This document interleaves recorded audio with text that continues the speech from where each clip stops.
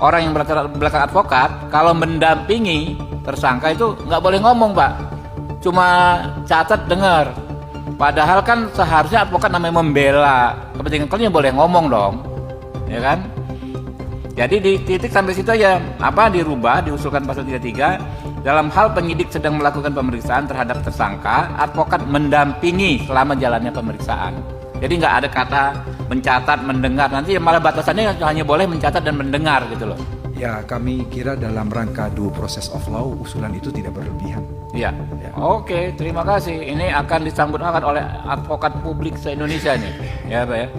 Ketok ya 33 ya, ayat 1 ya. Karena norma yang mengatur mengenai masalah ini adalah norma kewenangan yang intinya adalah untuk membatasi agar tidak terjadi abuse of power. Maka Dalam kita penyidikan. ingin agar ini dijelaskan secara jelas supaya tidak ada lagi multitafsir. Maka ada 2 ayat yang ingin kita tambahkan, yaitu ayat 2, izin ketua kami bacakan. Dalam hal penyidik melakukan intimidasi dan atau mengajukan pertanyaan yang bersifat menjerat terhadap tersangka, advokat dapat menyatakan keberatan. Kemudian ayat yang ketiga, ini yang paling penting dalam due process of law tadi, keberatan sebagaimana dimaksud dalam ayat 2 dicatat dalam berita acara.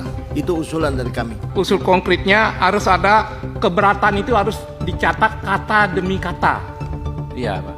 Kata Ya. demi kata itu harus Nggak apa-apa, ada. Pak. Iya, nanti di penjelasannya. Jangan Pak. sampai keberatan itu ditulis oleh penyidik tidak sesuai dengan yang dikatakan oleh Iya, pasti, yang menyatakan. Pak. Pasti. Kan Harus ada ada advokat. kata demi kata. Siap.